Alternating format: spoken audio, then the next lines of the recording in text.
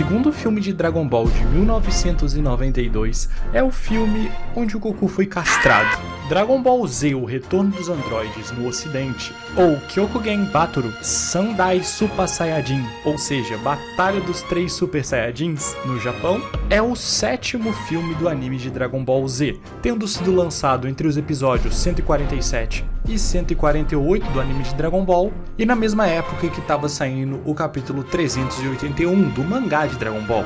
Ou seja, esse filme foi lançado exatamente quando o Vegeta deixou o Cell assumir a forma perfeita no mangá. O que me leva a crer que ele provavelmente começou a ser produzido antes de sequer sabermos que teríamos o Cell. Talvez até antes do Toriyama saber também. O filme conta a história dos androides 13, 14 e 15, que também foram criados pelo Dr. Gero e foram programados para matar o Goku. O interessante é que no rascunho dos personagens e as anotações feitas pelo Toriyama, por algum motivo, o Android 14 e o 15 tiveram seus nomes trocados durante o filme. Eu não sei por que isso aconteceu, mas eu achei legal de comentar aqui. Esse filme se passa em um momento completamente sem nexo dentro da história, mas até então a gente já tá acostumado com isso. E ele é quase como se fossem eventos alternativos pro arco do Cell, porque eles mencionam que já derrotaram os androides, e tecnicamente a derrota dos androides nunca aconteceu de verdade, e o filme se passa antes deles entrarem na sala do tempo.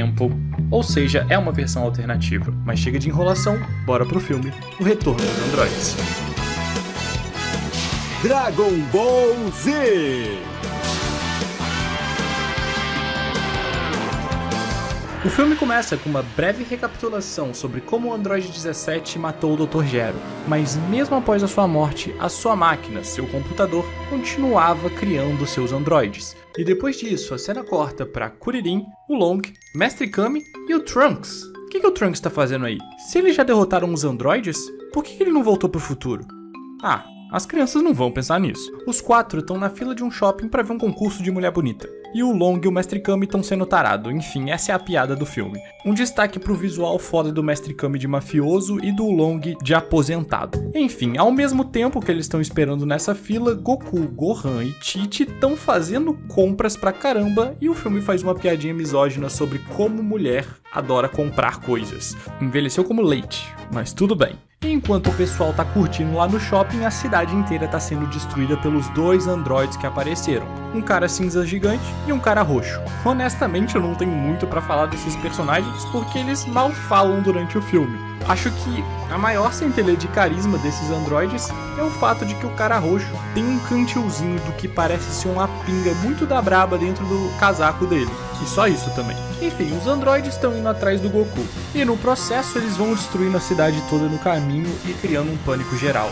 E então quando eles finalmente chegam no andar embaixo do Goku, eles fazem uma cena que honestamente é bem legal. Eles lançam um poder pra cima que acaba destruindo todo o andar onde o Goku tá. E consequentemente os guerreiros Z têm que salvar todo mundo ali. Visualmente essa cena é bem interessante e na verdade é sempre bem legal quando os filmes trazem essa experiência de lutas no meio da cidade. Em Dragon Ball isso raramente acontece durante o mangá principal, então é muito legal ver toda essa dinâmica da luta e como ela se desenrola com possíveis destruições e consequências para os civis. Enfim, Kuririn, Gohan, Trunks e Goku salvam todo mundo. Gohan, Trunks e Kuririn descem para deixar o pessoal seguro enquanto Goku começa a lutar contra os androides. Como o Goku não consegue sentir o ki deles, ele rapidamente percebe que eles são androides. A sequência de luta é bem bacana, de novo, é uma luta na cidade e isso gera consequências legais, mas o Trunks rapidamente avisa para eles saírem dali e ir para um local mais seguro no norte, já que não tem ninguém por lá nessa área. Então essa sequência dura pouco, que é uma pena. Aqui a fórmula do filme começa a ficar bem mais cansada. Kuririn e Gohan começam a discutir de novo sobre se eles devem ir ou não ajudar, e no final eles vão, com piadinhas do Kuririn sendo ridicularizado pela Tite, por não querer fazer nada e blá blá blá, o de sempre. E enquanto eles estão saindo da cidade, a cena corta pro Android 13 saindo da cabine, mostrando que tem mais um androide perigoso. A gente sabe quantas vezes o Akira teve que redesenhar os androides para esse arco, porque o editor do Akira Toriyama na época, o Torishima, não curtiu muito os personagens. Então ele reescreveu esse arco e refez várias vezes as ideias que ele tinha, sendo as várias transformações do Cell meio que por conta disso. Mas aqui a gente entra num aspecto que eu também acho que o Toriyama reutilizou para esse filme aqui, O terceiro androide misterioso com poder oculto me lembra bastante toda essa questão do Android 16. E eu não sei se vocês se lembram que o Android 19 e o Android 20, que era o Dr. Gero, eram para ser os primeiros androides que seriam realmente os vilões da história. Então eu acho que esse filme é meio que a tentativa de reproduzir as anotações e ideias iniciais do Toriyama de como seria o arco dos androides. Posso estar viajando também? Posso, mas eu acho que fica claro que esse filme, em geral, é uma reinterpretação do arco dos androides. Enfim, os caras chegam no norte e, tipo, eles estavam falando do Polo Norte, what the fuck, porque tá tudo de gelo, eu achei que eles iam pro norte da cidade, ou sei lá. E o Trunks e o Goku começam a lutar contra os androides. Aqui acontece uma cena estranha. Os androides afirmam, eu sabia que o Goku estaria fraco. O que me leva a crer que o Goku nesse filme, pro roteiro, não tinha se recuperado o suficiente da sua doença no coração, mas pelo menos na dublagem, que foi como eu assisti, nunca é mencionada a doença do coração do Goku nesse filme. Mas pelo tanto que ele tá desamparado nesse filme, parece realmente que é isso. Enfim, o de sempre. As sequências de ação do segundo filme, as animações, são bem piores do que do primeiro filme do ano. Comparado ao filme do Cooler, a coreografia é rasa e a animação dá pra ver que parece muito mais com a animação de Dragon Ball pra TV do que de Dragon Ball pros filmes. Mas eu não vou ficar batendo nessa tecla que a gente já bateu em todas as reviews até agora. Inclusive, se você não viu as outras reviews, veja, já fizemos review do primeiro até o sexto filme. Então se você caiu nessa review de paraquedas, você tem muito conteúdo pra ver. Se inscreva e deixa aquele like pra ajudar, tô precisando disso, vocês são foda. Enfim, depois do Trunks e Goku tomarem um gap absoluto, o Android 13 chega em cena. E ele parece muito um caminhoneiro, ou sei lá. Mas honestamente eu gosto do design dele e também não desgosto exatamente do design dos outros dois, apesar de ter umas coisas problemáticas. Bem, o Android 13 começa a explicar quem é ele e como eles são uma criação feita pelo Dr. Gero, na verdade pelo computador do Dr. Gero, feitos especificamente para matar o Goku. Um momento de exposição para caso a gente não estivesse prestando atenção no narrador no começo do filme. E além disso, ele também diz que o computador sabe tudo sobre o Goku, por isso que os androides conseguem ler os movimentos dele e por isso que o Goku vai estar muito nerfado nesse filme. E explica também que eles vão continuar odiando o Goku, não importa o que aconteça, porque eles foram programados para isso, então eles têm que matar o Goku. O Trunks diz que é impossível um computador odiar, o Android 13 diz que se ele for interferir na luta, eles vão matar ele também, porque eles vão fazer isso com qualquer um que tentar interferir na luta, e o Trunks se acha um pouquinho nesse filme. E todo mundo sabe que quando um Super Saiyajin se acha demais, ele toma um gap absurdo. Então os androids 14 e 15 vão em direção do Trunks pra enfrentar ele sozinho. O Android 13 joga um poder vermelho no Goku que honestamente é muito irado. O Gohan fica tentando interferir enquanto o Kuririn segura ele pra ele não ser destruído. E tem um momento de humor whatever com o Kuririn de novo. Sério, Toei, para de fazer isso, pelo amor de Deus. O Trunks não tá conseguindo se manter contra os dois androids e acaba sendo jogado pra debaixo do gelo e metralhado por um monte de bolinhas de ki. O Goku também não tá conseguindo lutar muito contra o Android 13, então ele sai debaixo do gelo e é isolado de novo pra debaixo do gelo, enquanto fica lutando debaixo d'água com o Android 13. O Trunks meio que tenta replicar aquele ataque que ele dá no Freeza, quando ele sai de debaixo da bola gigante de energia que o Freeza jogou e parte o Freeza ao meio. No entanto, o Android 14 segura isso, mostrando quão mais forte eles são do que os inimigos anteriores. E o Android 13 joga um ataque gigantesco na direção do Goku de novo, só que dessa vez o ataque é pra destruir o planeta ou sei lá. E aí, de repente, o Vegeta aparece, falando que é ele quem vai matar o Goku e tudo mais. O Vegeta que ainda não tava muito certo da sua personalidade, então faz sentido que ele aqui seja meio do mal ainda, mesmo que ele pareça mais do mal do que no filme anterior, sei lá. E aí as lutas se dividem, enquanto o Goku fica com o Android 13, Trunks fica com 15, eu acho, e Vegeta com 14. Como no rascunho do Toriyama tá trocado, eu tô invertendo o número desses androides na minha cabeça, eu acho que é isso mesmo. Mas mesmo assim, todos eles estão tomando um gap absurdo, então, meio que ao mesmo tempo, todos se transformam em Super Saiyajin.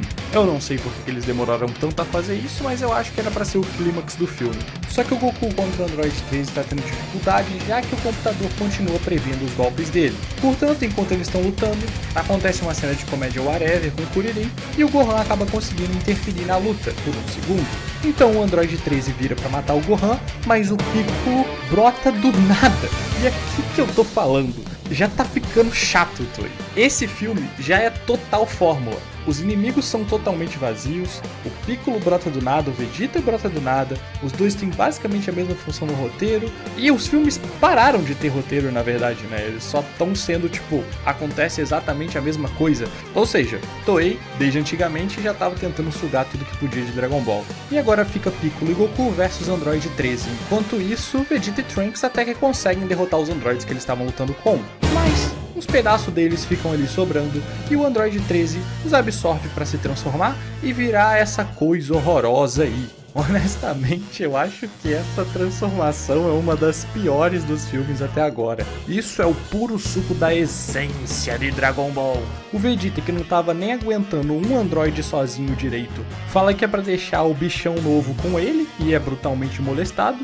Na real, todo mundo é brutalmente molestado e é nessa cena onde o Goku tá lutando contra o Android 13 que acontece uma das coisas mais engraçadas da franquia. O cara simplesmente dá um soco nos ovos do Goku, pô. E eu vi essa cena frame a frame e realmente dá pra ver duas bolinhas estourando. Eu não tô zoando. Não tem como esse filme ser canônico, porque senão o Goten não seria real. Enfim, depois do Goku ser brutalmente espancado, tem uma cena que eu achei muito nada a ver, que é quando o Android 13 começa a bater nele e jogar ele pra longe e o Goku começa a se levantar. Eu acho que a ideia era mostrar como o personagem não desiste nunca, só que o Goku começa a rir como se ele estivesse planejando alguma coisa, e eu achei que isso ia levar a algo, mas não necessariamente, não parece ter conexão com o que ele vai fazer depois. E quando o Android 13 tá prestes a bater no Gohan, Goku sai da água carregando uma Genkidama, e mesmo estando todo mundo ferrado, todo mundo começa a se jogar na frente dos ataques do Android 13 para ele ter tempo de carregar energia.